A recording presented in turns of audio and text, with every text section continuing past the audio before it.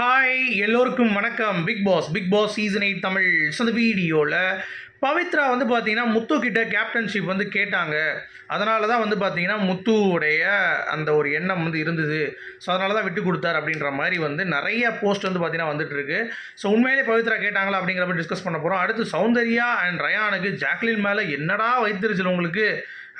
ஒவ்வொரு தடையும் வந்து அவருடைய மூவ் எப்படி என்ன இருக்கும், என்ன பண்ணுறா, கேக் கூட்டலன்னு கோச்சிக்கிட்டா, அப்புறம் அந்த ரெட் கார்பெட்டுக்கு வந்து பார்த்தீங்கன்னா ஃபீல் பண்ணிகிட்டு இருக்காங்கிற மாதிரி ஒரு விஷயம். அடுத்து பெஸ்ட்டு ஒர்ஸ்ட்டு அதை பற்றி டிஸ்கஸ் பண்ண போகிறோம். ஸோ வீடியோக்குள்ளே போகிறதுக்கு முன்னாடி சேனல் புதுசாக இருக்கும் கண்டிப்பாக சப்ஸ்கிரைப் பண்ணிக்கோங்க, வீடியோ மறக்காமல் ஒரு லைக் பண்ணிக்கோங்க. இப்போ நம்ம வீடியோக்குள்ளே போகலாம்.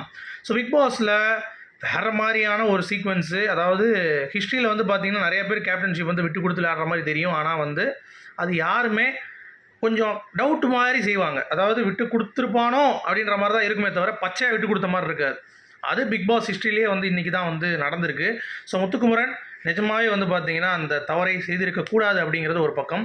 பட் என்னன்னா, பவித்ரா அவர்கள் முத்துக்குமரன் கேட்கும் பொழுது என் வாழ்க்கையில் எதுவுமே கிடைக்காது, நான் வந்து கடைசியாக வந்து எது கேட்டாலும் சரி நெருக்க வரைக்கும் போவேன், அதுக்கு மேலே வந்து என்னால் போக முடியாதுன்னு சொல்லிட்டு முத்துக்குமரன் இருக்கிறப்ப ஒரு விஷயம் பேசியிருப்பாங்க. சரியா? அதுதான் வந்து ஹெவியாக வந்து பார்த்திங்கன்னா அவரை வந்து தாக்கியிருக்கு அப்படின்ற மாதிரி வந்து சொல்கிறாங்க. சரி, ஓகே அப்படின்னு பார்த்தா போன வாரம் கேப்டன்ஷிப்பும் முத்துக்குமரனுக்கு வந்து கொடுத்தாங்க. ஏன்னா இங்கே வந்து ஈஸியாக கிடைக்காதுங்க. இப்போ கேப்டன்ஷிப் அப்படிங்கிறது தூக்கி கொடுக்குற ஒரு விஷயம் கிடையாது. நீங்கள் அதற்கான எஃபர்ட் போட்டிருக்கீங்க அந்த வாரம் ஃபுல்லாக. அதுக்காக மக்கள் வந்து பார்த்திங்கன்னா உள்ள இருக்க கண்டஸ்டன்ஸ் கொடுத்த பரிசு. அதை வச்சு நீங்கள் மக்கள்கிட்டே வரவே மாட்டீங்க நீங்கள் நாமினேஷன்ஸ்குள்ளே. அப்போ பார்த்துக்கோங்க, அந்த வீட்டுக்குள்ளே இருக்கக்கூடிய ஒரு தன்மை வந்து உங்களுக்கு கிடைக்குது. அப்படிங்கிறப்ப பவித்ரா என்னதான் வந்து பேசினாருன்னா அவங்க சொல்லியிருக்காங்க, லைஃப்பில் வந்து நான் எவ்வளோ தூரம் கஷ்டப்பட்டு போராடி வந்திருக்கேன், ஆனால் எனக்கு கடைசி வரைக்கும் வெற்றி வந்து கிடைக்கிற வரைக்கும் போகும், அந்த கையில் போய் நான் எடுக்கிறப்ப அந்த வெற்றி வந்து கீழே விழுந்துடும் அப்படின்ற மாதிரி வந்து பார்த்திங்கன்னா பேசியிருப்பாங்க. அது வந்து முத்து வந்து கேட்டிருந்தார். ஸோ அதில் பவித்ராக்காக வந்து கொஞ்சம் யோசிச்சுட்டு முத்துக்குமரன் வந்து இந்த முடிவு எடுத்திருக்காரு அப்படின்றது ஒரு பக்கம் வந்து எல்லாம் சொல்லிகிட்டு இருக்காங்க. ஸோ அது வந்து எனக்கு தெரிஞ்சு உடன்பாடு இல்லை. ஏன்னா எல்லாருமே அப்போ சொல்லுவாங்க, இது வரைக்கும் நானும் வந்து கப்பே எடுத்ததில்லை பிக் பாஸில், நான் பார்த்துருக்கேன், இது வரைக்கும் நான் வெற்றி கணிகள் ஒரு கப்பு கூட நான் வாங்கினது கிடையாது, அதுக்காக எனக்கு பிக் பாஸ் கப்பு வேணும் அப்படின்னா சரி ஓகே நீ எடுத்துக்கோன்னு சொல்லி நம்ம சொல்லிடுவோமா?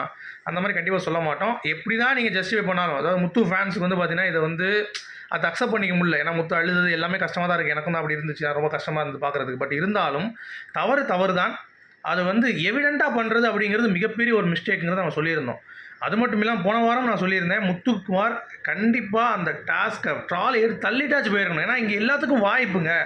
ராணுவ உட்கார மாட்டார், மஞ்சரி அடுத்து ஏற மாட்டாங்க, ஏறினாலும் உட்கார பாதியில் இறங்கிடுவாங்க. இந்த மாதிரி எதுக்கு நீங்கள் சொல்கிறீங்க? போய் விளையாடுங்க. வந்து வெற்றிமாறன் டைலாக் தான், உள்ளே போகணுன்னா வந்து பார்த்திங்கன்னா சண்டை செய்யணும். சண்டை செய்யாமல் வெளியே இருந்து பேசுனீங்க, இது மாதிரி இன்ஃப்ளூயன்ஸ் பண்ணிகிட்டு இருந்தீங்கன்னா உங்களுக்கு அந்த வெற்றி கோப்பையை வெல்வதற்கான தகுதி வந்து பார்த்திங்கன்னா கொஞ்சம் கொஞ்சமாக குறைஞ்சிக்கிட்டே வருது. ஸோ முத்துக்குமரன் ரொம்ப காஷியஸாக இருக்கணும். ஏன்னா நான் வந்து 3 வாரமாக முத்துக்குமரனை பார்க்கல. போன வாரம் தான் நல்லா டாஸ்க்லான்னு வந்தார், இந்த வாரம் நல்லா விளாண்டுருக்காரு. ஸோ இப்போ தான் கிராஃப் ஏறிட்டு இருக்குது. அப்படி ஏறுகிற கிராஃபை வந்து பார்த்திங்கன்னா அவரே அவருடைய தப்பு. இப்போ பவித்ரா என்ன தான் ஆசைப்பட்டாலும் அவர் வந்து அதை கொடுத்துருப்பது அப்படிங்கிறது வந்து மிகப்பெரிய ஒரு தப்பாக தான் பார்க்குறேன். சரியா? அது அதெல்லாம் கேட்டிருந்தா கூட நிறைய பேர் கேட்டிருக்காங்க அப்படின்றாங்க. கேட்டால் கூட நான் சொல்கிறேன் அப்படி கொடுத்துருக்கக்கூடாது அப்படிங்கிறது தான் பாயிண்ட்டு. அப்புறம் ஜாக்லினுக்கும் எல்லாத்துக்கும் என்ன சம்மந்தம்? என்ன நாமினேஷன் ஃப்ரீ பாஸ் எடுத்து வந்து ராயன் கொடுத்தது, சும்மா லைட்டாக ட்ராமா பண்ணிவிட்டு இன்றைக்கி வந்து பாருங்கள் பெஸ்ட்டுக்கு ரஞ்சித் சொல்கிறாங்க எல்லாம் உட்காந்து. எப்பட்றா ரஞ்சித் ஒன்றுமே பண்ணலன்றாங்க, ரஞ்சித் கோட்டைக்கு இருக்காங்கன்றான். ரயான்லாம் மாற்றி பேசுகிறான், ரஞ்சித் வந்து கோட்டைக்கு இருந்தார் அப்படி இப்படின்றான். அப்போ நேற்று அதை சொல்லி இது பண்ண வேண்டியதானே? ஏன் அப்போ புரியல எனக்கு. உனக்கு வேணும்னா ஒரு மாதிரி பேசிக்கிறீங்க அப்படின்ற மாதிரி தான் எனக்கு ஃபீல் ஆச்சு. ஜாக்லின் அப்படி தான் சொன்னாங்க இன்றைக்கி, எனக்கு ஷாக்கு.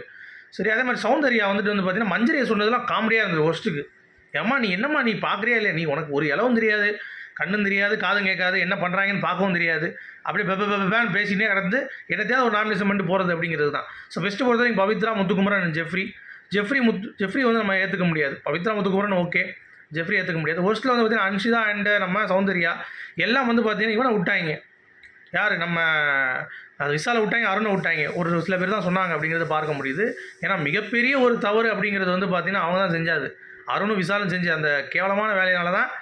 அதுவும் விசால் சௌந்தர்யா 3 பேரையும் நீங்கள் சொல்லலாம் இந்த டாஸ்கோடைய ஸ்பாய்லர்ஸ் அப்படின்னு சொல்லிட்டு. அதான் அவங்க வரல, சௌந்தர்யா மட்டும்தான் வந்திருக்காங்க அப்படிங்கிறது பார்க்க முடியுது. ஜாக்லாம் பக்காவாக சொன்னாங்க. அப்புறம் அன்ஷிதா ராயனுக்கு ஆடாம ஜெயிச்சோம் மேடா அப்படின்ற மாதிரி சொல்கிறதெல்லாம் வந்து வேறு லெவல் ரகம் செஞ்சு விட்டா. ஏன்னா ஒன்றுமே பண்ணாமல் நீலாம் எதுடா வந்திருக்க, நீலாம் ஒஸ்ட்டுடா அப்படின்ற மாதிரி சொல்கிறதெல்லாம் வந்து எவ்வளோ பெரிய விஷயம் தெரியுமா? வாய்ப்பே கிடையாது. ஜாக்லினும் சொன்னது வந்து செம்ம ஹைலைட்டான விஷயம் அப்படிங்கிறது பார்க்க முடியுது. ஸோ இதுதான் வந்து ஒஸ்ட்டு பேஸில். அடுத்து இந்த ஜாக்லின் வந்து இந்த கசவு கமலை விரிச்சது ஏன் வந்து ரொம்ப சோகமாக இருக்காங்க? அப்படின்னு சொல்லிட்டு முத்துக்கிட்ட ஒரு டீலிங்கு, விஷால்கிட்ட பேச்சு, யார் நம்ம சௌந்தர்யாவும் ராயானுக்கும் அவங்களுக்கு புரியவே இல்லை என்ன நடக்குதுன்னே. அப்புறம் வந்து கேக் ஊட்டி விட்டாங்கன்னு சொல்லிட்டு அங்கே போய் வந்து புலம்பிட்டு இருக்காங்க.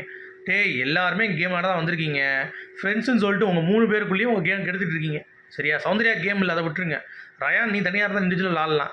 பட் என்ன பண்ணுற, அன்ஃபார்ச்சுனேட்லி இந்த வாரம் நீ வெளியே போயிடுவோம் போல தெரியுது.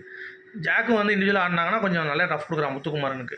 எதுவுமே பண்ண மாட்டீங்க, அப்புறம் என்ன பண்ண முடியும்? இதுதான் நிலைமை. உங்களுடைய கருத்துக்கள் சொல்லுங்கள். மீண்டும் சந்திப்போம். Good bye.